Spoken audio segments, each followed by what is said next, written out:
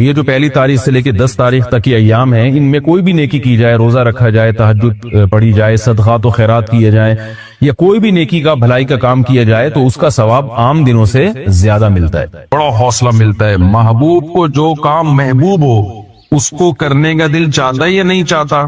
چاہتا ہے۔ بعض دفعہ اس سے انسان کو موٹیویشن ملتی ہے، حوصلہ ملتا ہے، بھائی یہ تمہارے محبوب کو اس سے محبت تو نہیں ہے، لیکن اس کے کرنے سے تمہیں فائدے بہت حاصل ہوں گے۔ آپ وہی کام کرتے ہیں جس پہ آپ کو پیسے بہت مل رہے ہوں، بڑی مشکل جابس آتی ہیں، لیکن لوگ اس لیے کر لیتے ہیں کہ اس میں تنخواہ بہت زیادہ ہے، پیسے بہت زیادہ ملیں گے، مشکل جابس بھی کر لیتے ہیں لوگ، اس سے بھی انسان کو موٹیویشن ملتی ہے۔ اور رکاوٹ کیا چیز ہوتی ہے کہ وہ عمل مشکل بہت ہے، تو یہ رکاوٹ بھی اگر دور کر دی جائے تو پھر اس عمل سے کوئی چیز رکاوٹ بنتی ہے؟ یقیناً نہیں بنتی۔ تو نبی صلی اللہ علیہ وسلم نے فرمایا سبحان اللہ و بحمدہ سبحان اللہ العظیم، یہ دو عمل ایسے ہیں کہ ہمارا محبوب اللہ ہے، تو یہ دو کلمات اللہ کو بہت محبوب ہیں، تو مسلمان کے لیے اس کلمے کو زبان سے بار بار دہرانے کے لیے اتنی ترغیب کافی ہے کہ ہمارے محبوب اللہ ہے، اس اللہ کو یہ کلمات بہت زیادہ محبوب ہیں، یہ کافی ہے۔ بہت سے علماء اکابر ایسے گزرے ہیں جنہوں نے کسی عمل کو صرف اس لیے کیا کہ نبی صلی اللہ علیہ وسلم کو یہ پسند تھا، حالانکہ اس میں کوئی الگ سے ثواب نہیں تھا۔ حضرت انس بن مالک رضی اللہ تعالی عنہ، صحیح حدیث، کدو بنا ہوا تھا، کدو کا سالن، انس بن مالک برتن بار بار گھما گھما کے نا اس میں کدو تلاش کر رہے تھے سالن میں۔ ایسا ہوتا ہے نا آج کل سالن میں جیسے بوٹیاں تلاش کی جاتی ہیں، تو حضرت انس بن مالک کیا تلاش کر رہے تھے؟ کدو۔ پھر فرمایا کہ مجھے اس سے اس لیے محبت ہے کہ رسول اللہ صلی اللہ علیہ وسلم کو کدو سے، لوکی سے محبت تھی، تو صرف اس لیے وہ لوکی تلاش کر رہے ہیں سالن میں کہ میرے نبی کو، میرے محبوب کو اس سے محبت۔ تو انسان کو جس سے محبت ہوتی ہے عام طور پر اس کی محبوب چیزوں سے بھی محبت ہو جاتی ہے۔ تو امام بخاری رحمہ اللہ تعالی یہ کلمہ لے کر آئے، حبیبتانی الی الرحمن، بھئی یہ سبحان اللہ و بحمدہ دو کلمات ایسے ہیں جو اللہ کو بہت زیادہ محبوب ہیں، تو بس اتنا ہی کافی ہے مسلمان کے لیے کہ ان کلمات کا کثرت سے اپنی زبان سے ورد کیا جائے۔ میں طلبہ سے ہٹ کر تھوڑا سا عوام سے بھی تھوڑا سا خطاب کر رہا ہوں نا۔ آپ کو پتا ہے آج لوگ جن چڑیل بھوت بھگانے کے لیے پتہ نہیں کتنے لاکھ دفعہ وظیفے پڑھ رہے ہوتے ہیں۔ بچیوں کی شادی نہیں ہو رہی، کسی نے بتا دیا یہ کلمہ پڑھو، روزگار نہیں مل رہا، کسی نے بتا دیا یہ والا کلمہ پڑھو، سر پہ بال نہیں اگ رہے، کسی نے بتایا بھائی یہ وظیفہ پڑھ کے دم کرو، ہے بھائی۔ لیکن مسلمان کے لیے کسی کلمے کو زبان سے دہرانے کے لیے، کسی کلمے سے محبت کے لیے ان تکلفات کی ضرورت نہیں ہے، اتنا کافی ہے کہ یہ کلمات کس کو محبوب ہیں؟ اللہ، بس اس لیے سے پڑھے ہم۔ آج ذکر کرنے والے بہت لوگ ہیں لیکن صرف اس لیے کہ اللہ خوش ہوتا ہے، تو ایسے لوگ مارکیٹ میں کیا چل رہے ہیں؟ شارٹ چل رہے ہیں۔ اور آپ کو پتا ہے جو چیز مارکیٹ میں شارٹ ہوتی ہے اس کی ویلیو بڑھ جائے، تو اپنی ویلیو اگر اللہ کی نظر میں بڑھانا چاہتے ہیں تو صبح و شام ذکر صرف اللہ کو خوش کرنے کے لیے کریں کہ اللہ تجھے یہ کلمہ محبوب ہے، لہذا میں اپنی زبان سے اس کلمے کا ورد کروں۔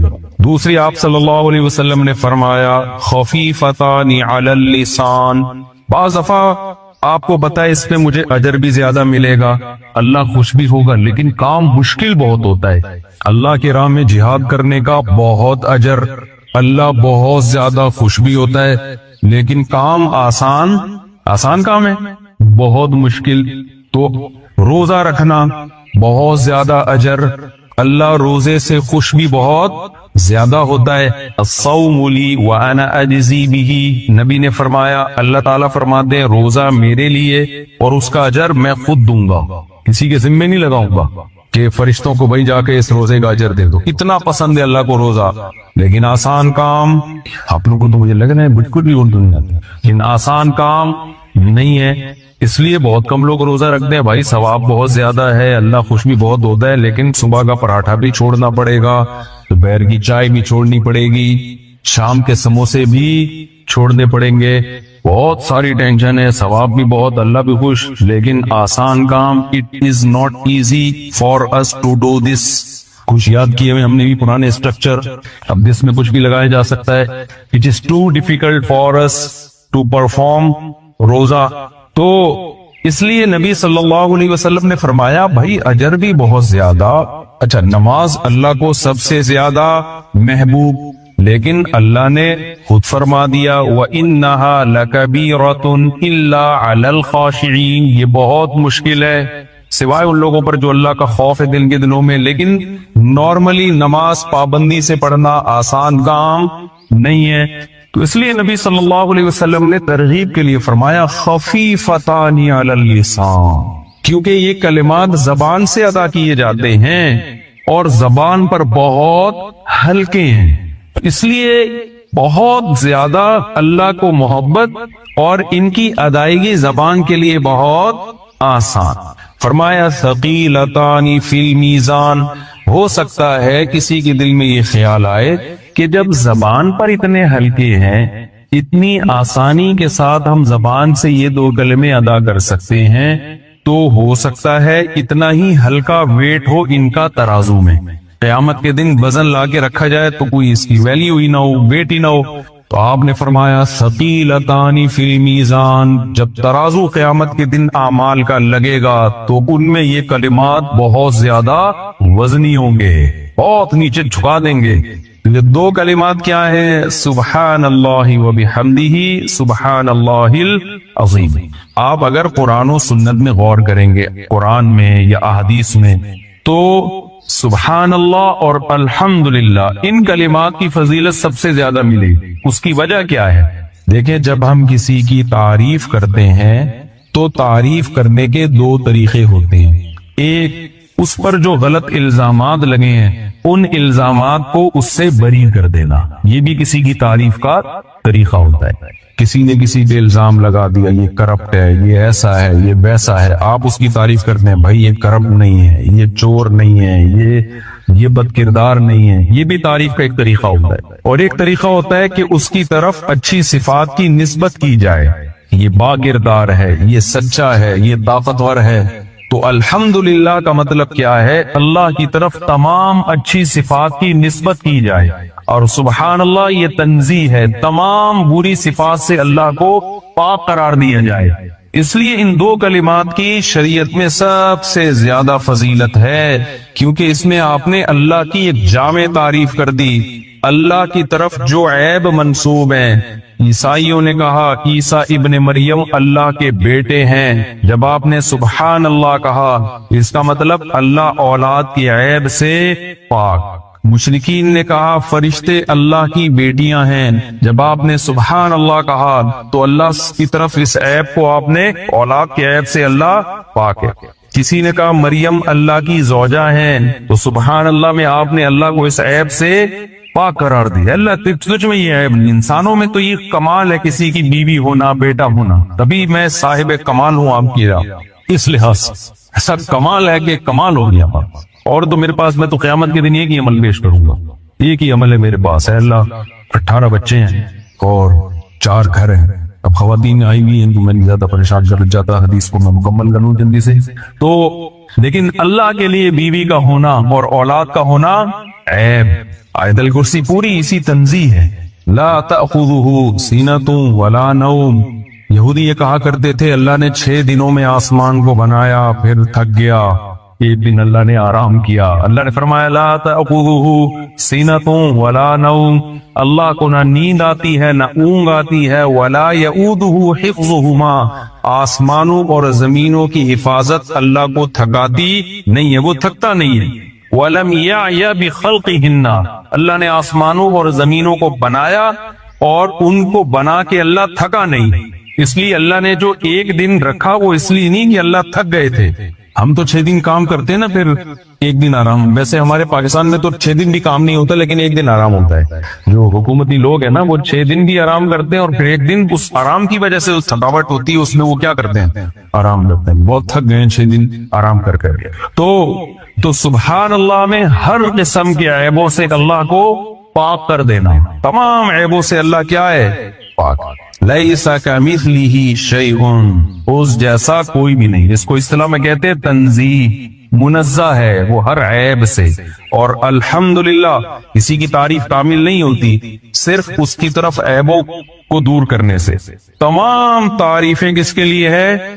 آپ طالب علم میں آپ کو پتا ہے الحمدللہ میں کتنے قول الف لام میں جنس کا ہے، جن سے حمد ہر فرد حمد خاص واسطے. جب ترجمہ کرتے ہیں نا طلبہ بالکل لفظی ترجمہ، تو الحمدللہ کا ترجمہ کیا کرتے ہیں؟ جن سے حمد ہر فرد حمد خاص واسطے ثابت ہے اللہ کے. ٹھیک ہے، کیا مطلب؟ حمد کی جو جنس ہے وہ بھی اللہ کے لیے، اور تعریف کے جتنے افراد ہیں الف لام اگر استغراق کا ہو، یعنی دنیا میں کسی کی کسی بھی وجہ سے تعریف اگر ہوتی ہے تو وہ تمام وجوہات اللہ میں علی وجہ الکمال پائی جاتی. اگر ہم کہتے ہیں فلاں کی تعریف کرتے ہیں فلاں جمال ہے، خوبصورتی ہے، تو سب سے زیادہ جمال کس میں ہے؟ اللہ میں. اتنا جمال کہ موسیٰ علیہ السلام نے اللہ کا براہ راست کلام سنا. بھائی میں زیادہ لمبی تو نہیں، میں نے تفصیل شروع کر دی گئی. ایسا نہ ہو آپ کا پروگرام کا کوئی سیٹ اپ ہی ہوں تو ممبر پہ کبھی اٹھاتے تو پولیس بلوانی پڑتی اٹھانے کے، تو میں بس جلدی سے سمیٹ رہا ہوں. مزہ آ رہا ہے اصل میں مجھے یہ جمال اور موسیٰ علیہ السلام کا واقعہ بیان کرنے میں نا.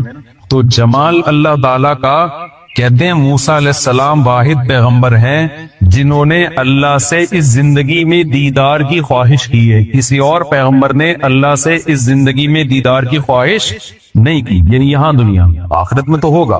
واحد موسیٰ علیہ السلام ہے. سوال پیدا ہوتا ہے بھائی کیوں؟ کیا اکیلے موسیٰ کو اللہ سے محبت تھی جو اللہ سے کہہ رہے ربی ارینی کیف تحیی الموتى، اے اللہ تو مجھے اپنا جلوہ دکھا. ربی ارینی انظر الیک، اے اللہ میں تجھے دیکھنا چاہتا ہوں، تو اپنا جلوہ دکھا میں تجھے دیکھوں گا. یہ خواہش نہ آدم علیہ السلام نے کی، نہ ابراہیم علیہ السلام نے، نہ نوح علیہ السلام نے، نہ سید الانبیاء محمد صلی اللہ علیہ وسلم نے، کسی پیغمبر نے نہیں. اکیلے کس نے کی ہے یہ خواہش؟ موسیٰ علیہ السلام نے. بھائی سوال پیدا ہوتا ہے کیا باقیوں کو محبت نہیں تھی؟ نہیں بھائی، یہ تو سوال ہی پیدا نہیں ہوتا. نظر کے بارے میں پوچھیں. نظر کہ گاؤں میں لوگ کہتے ہیں کہ کوئی بھی نئی چیز لو تو نظر لگتی ہے. دیکھو اس میں نظر تو برحق ہے، لگنے کا امکان ہوتا ہے، لیکن ہر وہ چیز جس کا امکان ہو ضروری نہیں ہے کہ وہ لازمی ہو بھی جائے. امکانات کی دنیا تو بہت بڑی ہے نا، اس میں افراط اور تفریط ہے. کچھ لوگ تو ایسے ہیں جو نظر کے وجود ہی کو نہیں مانتے، وہ کہتے ہیں نظر سرے سے لگتی ہی نہیں ہے. اور کچھ لوگ کہتے ہیں ایسے ہیں کہ اس میں بہت مبالغہ کرتے ہیں، ان کو ہر وقت لگ رہی ہوتی ہے ان کے رائے کے مطابق کہ اس کو لگ گئی، اس کو لگ گئی، اس کو لگ گئی، یہی چلتا رہتا ہے پروگرام. تو نہ اس میں وہمی بننے کی ضرورت ہے اور نہ نظر کا انکار کرنا جائز ہے ہمارے لیے. جو لوگ نظر کا انکار کرتے ہیں نا وہ ہیں سیکولر لوگ، لبرل لوگ جو شریعت کو نہیں مانتے.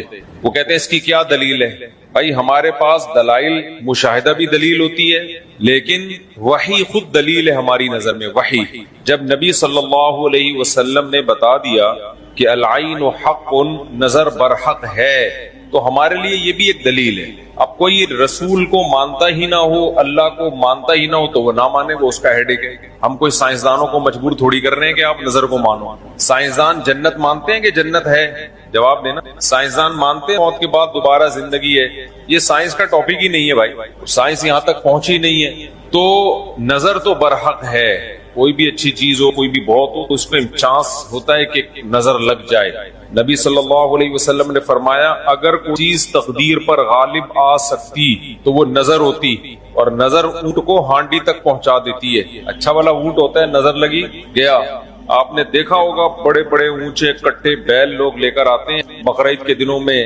بعض دفعہ نظر لگتی ہے دھڑام سے گر جاتے ہیں، بعض دفعہ ویسے ہی گر جاتے ہیں غربت مہنگائی سے متاثر ہو کے، لیکن بعض دفعہ نظر بھی لگتی ہے. تو ہمارے پاس جو نظر کے برحق ہونے کی دلیل ہے وہ رسول اللہ صلی اللہ علیہ وسلم کا قول.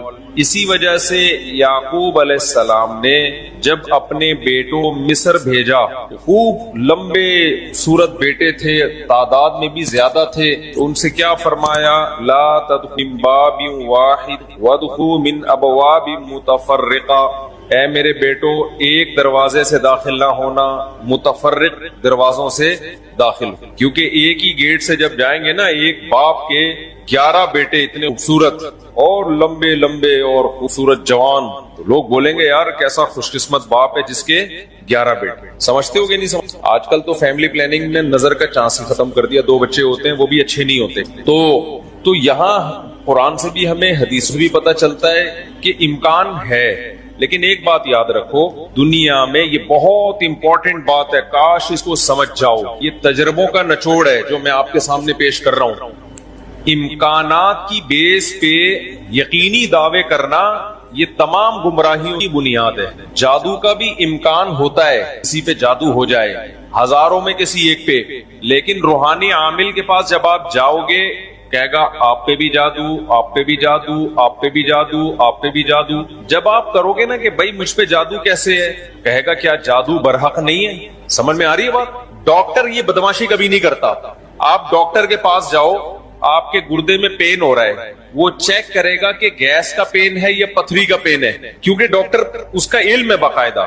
وہ کبھی یہ نہیں کہے گا کہ پتھری ہے بس تکا مار دیا. بھائی ڈاکٹر صاحب پتھری کا پین کیوں ہے؟ تو وہ جواب میں کہ کیا گردوں میں پتھری ہوتی نہیں ہے کیا؟ آپ بولو گے ہوتی تو ہے، میرے ہے یا نہیں ہے مجھے تو یہ تو بتاؤ.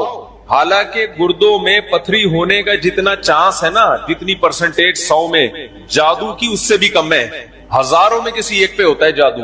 لیکن عاملوں کے پاس جب آپ جاؤ، یہاں الحمدللہ کچھ عامل ہیں جو میرے خلاف ایک فل پروپیگنڈا شروع کیا ہوا. اتنی خوشی ہوتی ہے مجھے، میں آپ کو بتا نہیں سکتا. جب عامل میرے خلاف بولتے اتنی خوشی ہوتی ہے، اور میں کہتا ہوں کمبختو تمہارے پاس جادو، چڑیل، جن، تم میرے خلاف بولتے کیوں؟ نقصان پہنچا دو یار. تو اس سے ان کا کمزور ہونا اور ثابت ہو جاتا ہے. ان تلوں میں تیل نہیں ہے. خیر میں نظر کے موضوع کو مکمل کروں، کیونکہ روحانی عاملوں کی بات آتی ہے مجھے ان کے خلاف بولنے میں سب خون بڑھتا ہے، میرا ایک دم جوش میں آ جاتا ہے. ایسا لگتا ہے کچھ نہیں بھی کھایا ہو پاور آ جاتی ہے باڈی میں. ان کے خلاف بولنے میں مزہ بہت آتا ہے. صرف مسجد کا تقدس ہے، باہر آؤ تو اس طرح نہیں بولوں گا. انگلش میں بھی گالیاں دوں گا، پنجابی میں بھی، اردو میں بھی. یہاں بڑے بڑے عامل ہیں جو بڑے پنپ رہے ہیں، اور ہمارے بڑے بڑے مولانا جا جا کے پروموٹ کر رہے ہیں بے شرموں کو، ان بے غیرتوں کو. خیر فی الحال اتنی گالی کافی ہے. تو اچھا میں کیا کہہ رہا تھا یار، عاملوں کی ٹاپک آتا ہے تو اتنی خوشی ہوتی ہے. جی ہاں، نظر کی بات کر رہا تھا. تو نظر میں جو ہے نا لگنے کا چانس ہوتا ہے، یہ ہے. لیکن چانس سے فائدہ اٹھا کے ہر ایک کو یہ کہنا کہ تم پہ جادو ہے، تم پہ نظر ہے، تم پہ یہ ہے. ڈاکٹر یہ کام نہیں کرتا. شوگر کا چانس ہوتا ہے آپ کو کہ شوگر ہے، لیکن یہ تو نہیں. ڈاکٹر جب تک کمپلیٹلی تحقیق نہ کر لے، ڈاکٹر نہیں کہے گا تمہیں شوگر ہے، تمہارے گردوں میں پتھری ہے، تمہارے پیٹ میں یہ مسئلہ ہے. حالانکہ امکانات تو ہوتے ہیں، لیکن آپ جو ڈرامے باز لوگ ہیں نا روحانی عامل، ان کے پاس جاؤ گے نظر ہی لگی ہوئی ہے. آپ کو لازمی کیا لگی ہے؟ کیونکہ جب کسی کے پاس کوئی فن نہیں ہوتا، علم نہیں ہوتا، وہ سب کچھ جانتا ہے. پھر سمجھ رہے؟ ڈاکٹر کے پاس علم ہوتا ہے کڈنی کا، لہذا تحقیق کرے گا، 100 میں 2 کو کہہ دے گا تیرے گردے خراب ہیں. عاملوں کے پاس چونکہ جن چڑیل بھوت کا علم ہوتا ہی نہیں ہے، لہذا ہر ایک پر جن بھی ہے، چڑیل بھی ہے، اور بھوت بھی ہے، اور نظر بھی ہے، اور موکل بھی ہیں، اور ہمزاد بھی ہیں، اور پتہ نہیں کیا کیا ہے ڈرامے میں. سمجھتے ہو؟ جب ان کو بولو کہ کیا دلیل ہے، تو بھائی امکانات کی امکان کہ فلانے پہ لگ گئی تھی، فلاں پہ لگ گئی تھی، تو خوب سمجھ لو امکانات کی بیس پہ یہ کہنا کہ ابھی دیکھو ایک مولانا صاحب کا کلپ آیا، انہوں نے کہا کہ نبی صلی اللہ علیہ وسلم نے فرمایا کہ ہر بیماری کی دوا اللہ نے رکھی ہے دنیا میں. یہ صحیح حدیث ہے. پھر انہوں نے ایک دوا بتائی کہ یہ شوگر کی بہترین دوا ہے. بھائی آپ ڈاکٹر ہو، آپ سائنٹسٹ ہو، کہہ رہے میں نے یہ کہیں سے نکالی ہے. ڈاکٹر کہہ رہے ہیں شوگر ایک اسٹیج پہ پہنچنے کے بعد لا علاج ہے. یہی کہتے ہیں نا ڈاکٹر. بھائی شوگر ایک اسٹیج پہ پہنچ جائے تو وہ کیا ہو جاتی ہے؟ اب ٹھیک نہیں ہو سکتی، کنٹرول کرنی پڑے گی، لبلبا ٹھیک نہیں ہوگا آپ کا. انہوں نے کہا کہ دیکھو ہر بیماری کی اللہ نے شفا پیدا کی ہے، تو یہ میڈیسن، یہ دیسی نسخہ ہے، یہ شوگر ٹھیک کر دے گا. اب دلیل کیا دے رہے ہیں؟ ہر بیماری کی اللہ نے دوا پیدا کی، یقیناً کی ہے، لیکن کیا وہ آپ کو معلوم ہے؟ کیا وہ دوا یہ ہے جو آپ پیش کر رہے ہیں؟ اس کی کیا دلیل ہے؟ بھائی بہت ساری دوائیں لوگوں کو معلوم نہیں ہے. تو اب یہ سمجھے کہ 2 انتہائی میں جلدی سے کمپلیٹ کروں کو کہ نظر لگنے کا چانس ہوتا ہے، لیکن یہ نہیں ہے کہ جو بھی کوئی اچھی چیز ہوگی، کچھ بھی ہو جائے، اس کو نظر ہی لگی ہے. تو یہ وہم کی دنیا سے باہر نکلنا چاہیے. جو سیکولر لبرل لوگ جو نظر کا بالکل انکار کرتے ہیں, وہ کہتے ہیں فلاں فلاں پہ کیوں نظر نہیں لگی, وہ اتنے ہینڈسم لوگ ہیں, فلاں کی آواز اتنی, ان پہ نظر کیوں نہیں لگی. تو اب اصول سمجھیں, نظر لگنے کے لیے علماء نے قاعدہ ضابطہ بیان کیا ہے, جو شور ہوتی ہے نا ان کو اکثر نظر نہیں لگتی. نظر ہمیشہ اچھمبے کی چیز, اچانک, جیسے میں لوگوں سے کہتا ہوں بھائی آپ انتہائی غریب تھے, سائیکل بھی نہیں تھی آپ کے پاس, اچانک آپ کے پاس بہت زیادہ پیسہ آ گیا, اور علاقہ بھی وہی ہے, رہتے اسی غریبوں کے محلے میں ہو, گندے نالے پہ رہتے ہو, سائیکل پہ تھے, اچانک لینڈ کروزر آ گئی آپ کے پاس. یہ جو اچانک والا کام ہوا ہے نا, اس میں نظر لگنے کا چانس ہو. سمجھ میں آ رہی ہے بات؟ اب دیکھو, یعقوب علیہ السلام کے بیٹے مصر میں ان کے ساتھ ہی رہتے تھے, سوری مصر میں نہیں, شام میں ساتھ رہتے تھے. وہاں یعقوب علیہ السلام نے نظر سے بچنے کا یہ والا اہتمام ہمارے علم میں نہیں ہے کہ بچوں کو کہو دروازے سے الگ الگ جایا کرو, ایک ہی دروازے سے. لیکن جب مصر جا رہے ہیں نا, اجنبی جگہ ہے, وہ لوگ یعقوب علیہ السلام کے بیٹوں سے مانوس نہیں ہے. وہاں یعقوب علیہ السلام نے کہا ایک نئی جگہ پہ جا رہے ہو, اچانک اتنے بیٹے جب لوگ دیکھیں گے نا خوبصورت, وہاں چانس ہے. تو اس سے پتہ چلتا ہے کہ اپنی نعمت کو آہستہ آہستہ ایکسپوز کرنا چاہیے. سمجھتے ہو کہ نہیں سمجھتے؟ آہستہ آہستہ کیا کرنا چاہیے, پہلے پہلی ہو پھر استغفر اللہ, یعنی آہستہ آہستہ. ایک کمارا آدمی جس کو کوئی رشتہ نہیں دے رہا, اچانک 4 بیویاں لے کے گھوم رہا ہے, تو چانس ہوتا ہے اس کے نظر لگنے. اس لیے ایک دم سے نہیں, تھوڑا تھوڑا آہستہ آہستہ. پہلے پہلی ہوگی, دوسری میں کچھ پٹو گے, تھوڑی بےزتی ہوگی, تھوڑی عزت ہوگی, کچھ لڈو کچھ گالیاں مل جل کے, پھر تو اس طرح کر کے چلانا. ٹھیک ہے, اچانک کوئی نعمت آتی ہے تو اس پہ نظر لگنے کا چانس ہوتا ہے. دوسری بات یہ ہے کہ نظر سے بچنے کے لیے جو نبی صلی اللہ علیہ وسلم نے دعائیں بتائی ہیں, ان دعاؤں کا اہتمام کرنا چاہیے. اعوذ بکلمات اللہ التامہ من الشیطان وہامہ ومن کل عین لامہ, یہ دعا پڑھنی چاہیے. اور اپنی نعمت کا اظہار ان لوگوں کے سامنے کرنا چاہیے جو آپ سے محبت کرتے ہیں, وہ خوش ہوں گے. بعض دفعہ انسان دوسرے سے محبت کے دعوے کرتا ہے لیکن جیلس ہو جاتا ہے. جب آپ اس کو بتاتے ہیں نا میرے پاس اتنا پیسہ, میری ارننگ اتنی ہو گئی, تو وہ اندر اندر سے جل رہا ہوتا ہے. تو حاسد کی نظر لگنے کا چانس زیادہ ہوتا ہے. سمجھتے ہو؟ تو اپنی نعمت ہر ایک کے سامنے نہیں بیان کرنی چاہیے. بعض دفعہ اپنی نظر بھی لگتی ہے انسان کو, تو خود پسندی میں, عجب میں مبتلا نہیں ہونا چاہیے. جب بھی کوئی نعمت ہو, آدمی کیا کہے, اللہ کی دین ہے, میرا کمال نہیں. کس کی دین ہے یہ؟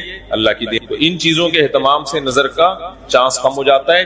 باقی عاملوں کے پاس نہ نظر کا کوئی علاج ہے سوائے مسمرزم کے. دماغ کو کنٹرول کر کے کچھ الٹی سیدھی چیزیں آپ کی کھوپڑی میں ڈال دیتے ہیں, تو اس سے آپ سمجھتے ہو کہ میں ٹھیک ہو رہا ہوں. ٹھیک نہیں ہوتے, آپ مینٹلی تھوڑا سا کیا ہو جاتے ہو, مطمئن ہو جاتے. اور ان کا اپنا دماغ بھی خراب ہوتا ہے, آپ کا بھی دماغ خراب کرتے ہیں. سمجھتے ہو؟ اچھا, میں جب عاملوں کے خلاف لوگ کہتے ہیں یہ 2 نمبر عاملوں کے خلاف ہے, بالکل غلط بات. میں 1 نمبر عاملوں کی ذہن میں رکھوں, 2 نمبر کو تو میں لفٹ ہی نہیں کراتا. میں ان عاملوں کے خلاف ہوں جن کو علماء بزرگان دین سمجھتے ہیں کہ بہت بڑی پہنچنی چیز ہے یہ. میں ان کو 2 نمبر سمجھتا ہوں. یہ کخ بھی نہیں کر سکتے. سمجھتے ہو؟ کچھ بھی نہیں کر سکتے, چاہے امریکہ میں ہو, چاہے جاپان میں ہو, چاہے پاکستان میں ہو, چاہے کراچی میں ہو, چاہے پنجاب میں, سب ایک جیسے ہیں. اس لیے اپنے آپ کو بچاؤ ان فضول لوگوں سے. اچھا بھائی, حضرت محمد صلی اللہ علیہ وسلم پر جادو کے اثرات سے متعلق اہل سنت کا کیا عقیدہ ہے؟ نبی پر جادو ہوا تھا, بخاری مسلم سے ثابت ہے, لیکن ہوا کیوں تھا؟ آپ کہیں گے نا ایک طرف تو آپ کہہ رہے ہیں جادو اتنی آسان نہیں ہے, ہزاروں میں کسی ایک پہ, تو پیغمبر پہ ہو گیا. دیکھو کچھ چیزیں نبی صلی اللہ علیہ وسلم کے ساتھ ایسی ہوئی ہیں جن میں کوئی حکمت تھی. یہودی آپ کو جادوگر کہتے تھے, جادوگر جادوگر. اللہ نے تھوڑا سا اثر ہونے دیا تاکہ یہودیوں کو الزام لگانے کا موقع نہ ملے. جادوگروں پہ جادو کا اثر نہیں ہوتا, تو تھوڑا سا اثر اللہ نے ہونے دے دیا. اتنا اثر کہ آپ کبھی کبھار بھولنے لگے, کچھ کام کیا ہوتا آپ کو یاد نہ ہوتا. اس سے زیادہ اثر نہیں ہوا آپ کے اوپر. اور یہ اثر اس لیے اللہ نے ڈالا تاکہ لوگ یقین آ جائے آپ بشریت میں کامل ہیں اور آپ جادوگر نہیں ہیں. اصل مقصد یہ الزام کی نفی. اگر یہ اتنا آسان ہوتا تو ابو بکر پہ کیوں نہیں ہو گیا میرے بھائی, حضرت عمر پہ کیوں نہیں ہو گیا, حضرت عثمان پہ کیوں نہیں ہو گیا, سیدنا علی پہ کیوں نہیں ہو گیا؟ یہ تو ایک تماشا بنا لیتے لوگ. فرعون کے موسیٰ علیہ السلام کے مقابلے میں جادوگر آئے ہیں. آپ لوگ کو آواز صحیح آ رہی ہے؟ مجھے تو گونج رہی ہے آواز. بھائی موسیٰ علیہ السلام کے مقابلے میں جادوگر آئے. قرآن کہتا ہے یخیل الیہ من سحرہم انہا تسعی. جادوگروں نے دماغ کو ایسا کیپچر کیا ہے کہ دیکھنے میں ایسا لگا کہ یہ لاٹھیاں ہی بلکہ سانپ ہیں.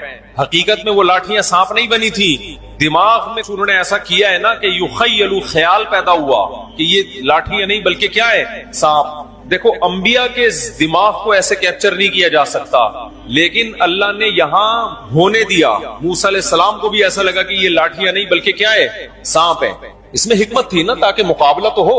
اب سوال پیدا ہوتا ہے، جب موسیٰ علیہ السلام مقابلہ جیت گئے، فرعون نے دھمکی دی جادوگروں کے کہ تمہارے ہاتھ پاؤں کاٹ کے میں قتل کر دوں گا، تو جادوگر وہی رسیاں دوبارہ فرعون کی طرف پھینک دیتے، تو قتل کر کے دکھا ہمیں، کیا خیال ہے بھائی؟ یا فرعون پہ جادو کر دیتے؟ ہوا جادو فرعون پہ؟ بولتے کیوں نہیں؟ مجھے تو لگ رہا ہے آپ لوگ نہیں ہوا نا فرعون پہ جادو۔ بھائی جادوگر ہزاروں، جادوگر سینکڑوں تو تھے ہی۔ سوچا کہ یار تو ہمیں دھمکی دے رہا ہے، انتر منتر کلی کل انتر ہو جا منتر چھو، یوں کرتے فرعون ٹیڑھا ہو جاتا۔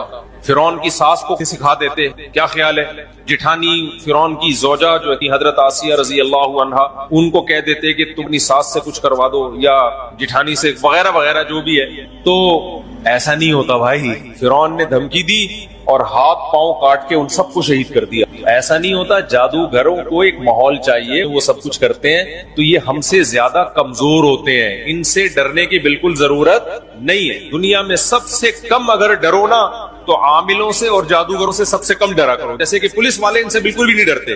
اکثر آپ نے دیکھا ہوگا ریڈ پڑتی ہے نا پولیس والوں کی عاملوں کے پاس، تو پولیس والے جاتے ہیں، پولیس میں جو گٹکا کھانے والا ہے نا وہ اٹھا کے لے آتا ہے عامل کو، تھانے میں بند کر دیتا ہے۔ عامل اس کا کچھ بھی نہیں بگاڑ سکتا۔ سوچو، جو عامل ایک گٹکا کھانے والے پولیس والے کے سے کچھ نہیں کر سکتا، وہ اس عامل کی پوری ٹیم کو اٹھا کے لاک اپ کر دیتے ہیں یہ لوگ۔ سنگدل محبوب تمہارے قدموں میں کہاں سے لا سکتا ہے؟ وہ سنگدل محبوب تمہارے قدموں میں کہاں سے لا؟ دنیا کے سب سے کمزور، سب سے ضعیف قوم روحانی عامل ہوتے ہیں، لیکن دماغ کا کھیل ہے سارا، لوگ ان سے ڈر رہے ہوتے ہیں۔ نہیں ڈرو تو آپ طاقتور سمجھتے ہو۔ آج مجھے ایسا لگ رہا ہے گلوکلی چڑھا لی میں، عاملوں کے خلاف بولتا ہوں، کیونکہ عامل میرے خلاف بہت سرگرم ہو گئے ہیں آج کل۔ ابھی علماء کا ایک وفد گیا کسی عامل کے پاس، وہ وفد پہلے میرے پاس آیا، گپ شپ ہوئی، بیٹھے، میں نے ان کو رات کو کھانے کی دعوت دی، انہوں نے کسی سے ملنے جا رہے تھے، مجھے نہیں پتا کسی عامل کے پاس گئے، اس عامل نے میرے خلاف اتنا بولا کہ انہوں نے میری دعوت ہی کینسل کی۔ یار یہ مفتی صاحب تو 2 نمبر ہے معاذ اللہ کی طرف سے، اس عامل کی باتوں میں آ گئے۔ تو جب انہوں نے کسی نے مجھے بتایا، میں نے اچھا ہے اللہ نے قسمت میں یہ عامل رکھے ہوئے ہیں، تم جیسے فضول لوگوں سے اللہ نے مجھے نجات دے دی، تاکہ میرا کھانا تمیز والے عقل مند لوگ کھائیں۔ جو عاملوں سے متاثر ہو تو اس بیچارے کا مینٹل لیول کیا ہوگا آپ سوچو۔ میں نے کہا ہمیں ایسے مولویوں بالکل بھی ضرورت نہیں ہے جن کا مینٹل لیول یہ ہے کہ چڑیل بھوت بھگانے والوں سے متاثر ہو، یہ تو مینٹل لیول ہے۔ آپ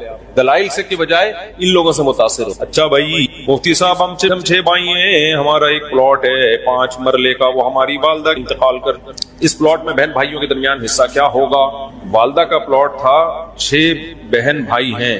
ابے بہنیں کتنی؟ اچھا 6 بہن بھائی ہیں، تو مجھے کیا پتا بھائی کتنے بہنیں کتنی؟ بھائی کا حصہ دگنا ہوتا ہے نا بہن کی نسبت، تو پہلے یہ بتاؤ گے تو کتنے بھائی کتنی بہنیں تو میں بتا سکتا ہوں۔ دوسرا والدہ کا انتقال ہو گیا، تو اگر والد کا پہلے انتقال ہوا تھا تو والد کا حصہ نہیں، اور پھر والدہ کے والدین حیات ہیں، یہ ساری ڈیٹیل پتہ چلے گی۔ تو استاد جی اگر بندے کو پتا ہو کہ کسی چھوٹے بچے کو کسی خاتون کا دودھ پلا رہا ہوں تو مارکیٹ سے خرید کے پلانا جائز ہے؟ بھائی اس کو پروموٹ ہی نہیں کرنا چاہیے مارکیٹ سے دودھ خریدنے کو، اس میں کس قدر شک پیدا ہو جائے گا، ہمیں کیا پتا کہ ڈبے میں کس کا دودھ ہے، یہ بہت بڑے مسائل ہیں، اس چیز کو پروموٹ نہ کریں، یہ انسان ہے، کوئی گائے بھینسیں نہیں جس طرح سے ڈبوں میں بک جائے۔ اور کچھ چیزیں ہمارے ہاں پہلے سے فرض کر لی جاتی ہیں، اب یہ فرض کر لیا گیا کہ بچے اتنے پیدا ہو رہے ہیں، خوراک کے ذخیرے ختم ہو رہے ہیں، تو اس لیے پیکنگ کا دودھ ہمیں چاہیے، ماؤں کی پیکنگ کا دودھ، ماؤں کے یہ دودھ کی پیکنگ، اس نہیں ماں پیک کر کے ماں کے دودھ کی پیکنگ، تو کچھ چیزیں فرض کر لی گئی ہیں، تو وہ خامخواہ میں فرض کر لی گئی ہیں۔ تو غیر مسلم کوئی اخلاقی اصول اور آداب ہے ہی نہیں، جب چاہے گا جو چاہے کر لے۔ اس کی میں آپ کو ایک آسان مثال دوں،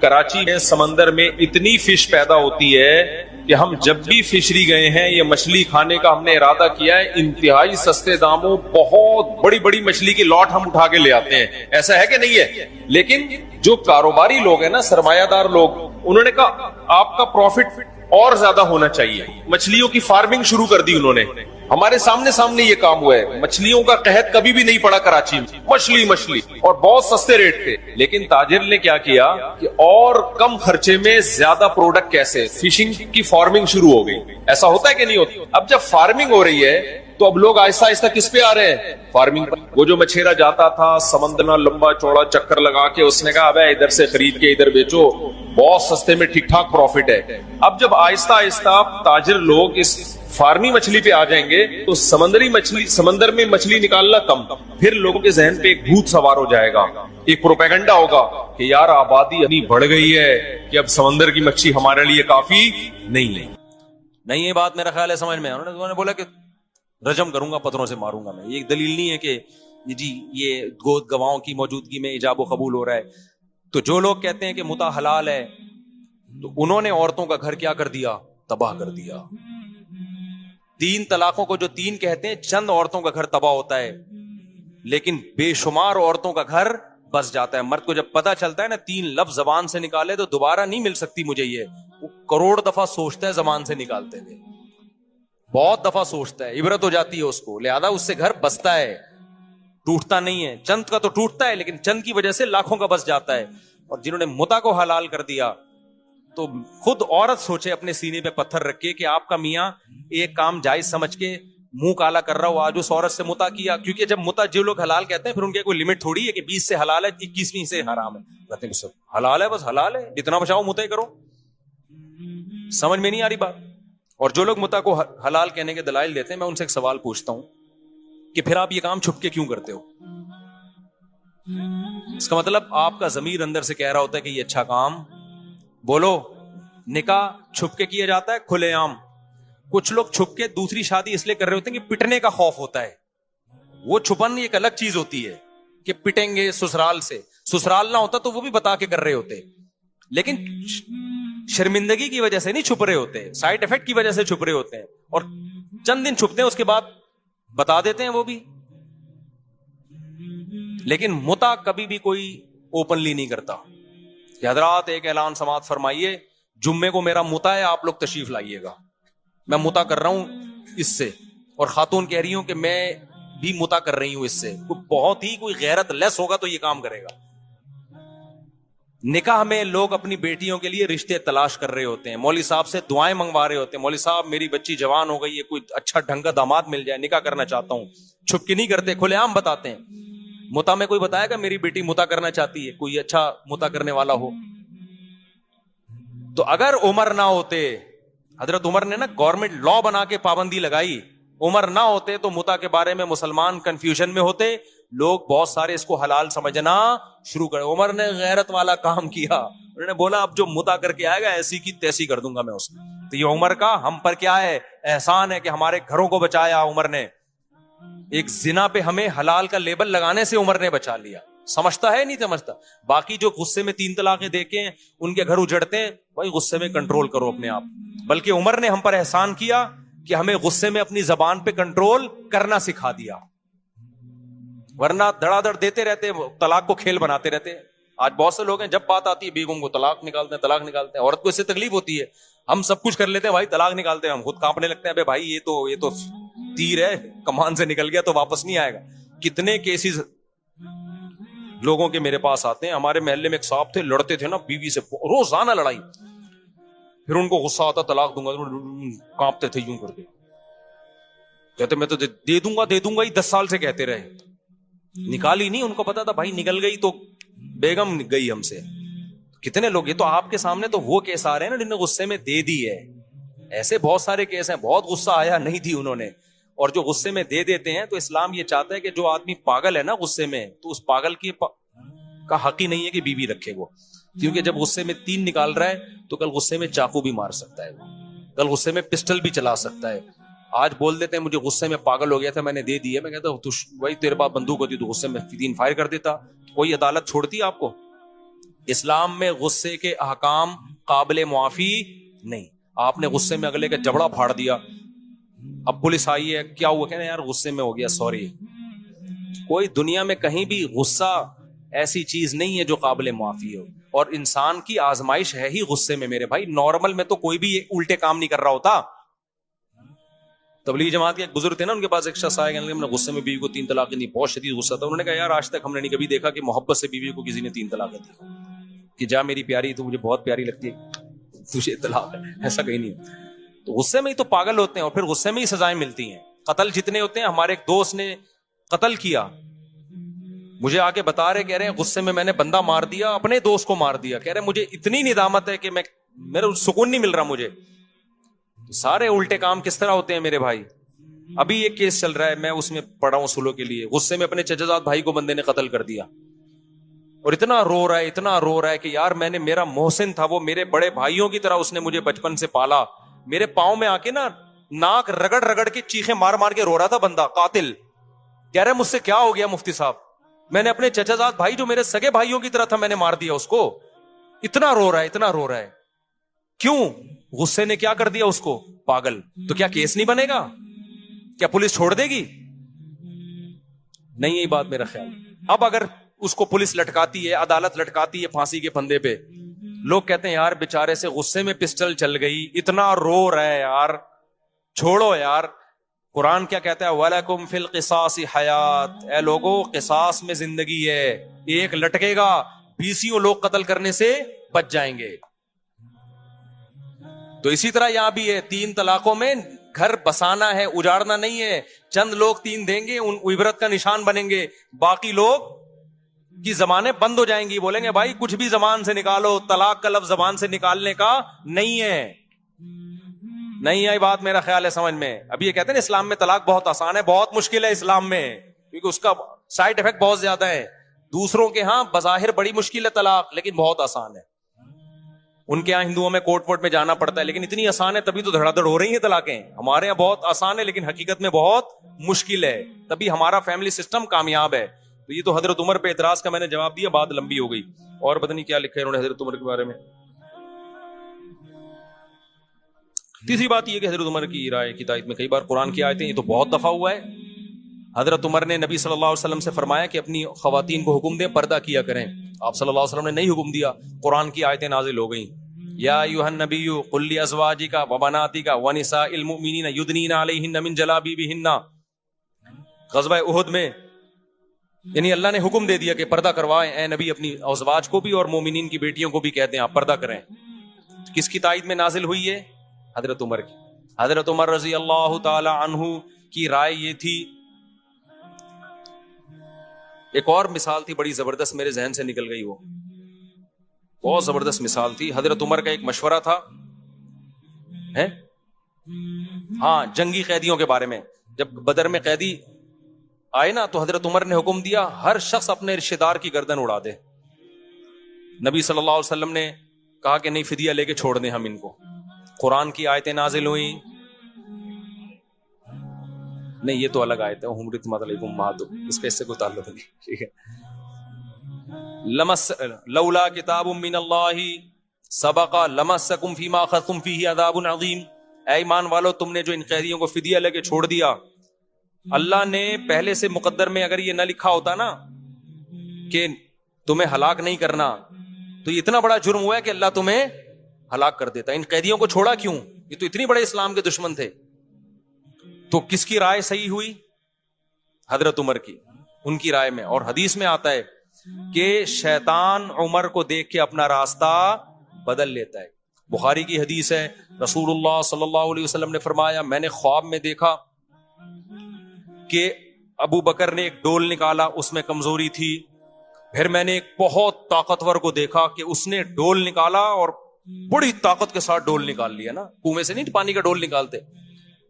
تو آپ نے فرمایا اس خواب کی تعبیر کیا ہے؟ عمر, یعنی ان کے دور میں جو نظام چلے گا نا طاقت اور قوت کے ساتھ چلے گا. غیر مسلم اس بات کا اعتراف کرتے ہیں کہ اسلامی تاریخ میں عمر جیسا دور نہیں آیا. ایسا خاندانی دور تھا نا حضرت عمر کا, کوئی اختلاف نہیں. اور کتنے آپ نے, اچھا جرمنی میں نا ابھی بھی عمر لا کے نام سے وہاں کی یونیورسٹی میں پڑھایا جاتا ہے, اس کو کہتے ہی عمر لا ہیں. میں پہلے اس بات کو یقین نہیں کرتا تھا, میں گیا تو پتا چلا ایسا ہے حقیقت میں. یہ جو انسانی فلاح و بہبود کے قوانین انہوں نے وضع کیے نا بہت سے یورپین کنٹریز نے, یہ حضرت عمر سے لیے انہوں نے. اس کا نام بھی اب تک انہوں نے عمر لا رکھا ہوا ہے. نہیں آئی میرا خیال ہے بات سمجھ میں؟ تو غیر آپ کے خلیفہ عادل کے عادل ہونے اور اس کی فضیلت کی گواہی دے رہا ہے, اور یہاں بعض لوگ جو اپنے آپ کو اسلام کی طرف منسوب کرتے ہیں وہ عمر کو برا بلا کے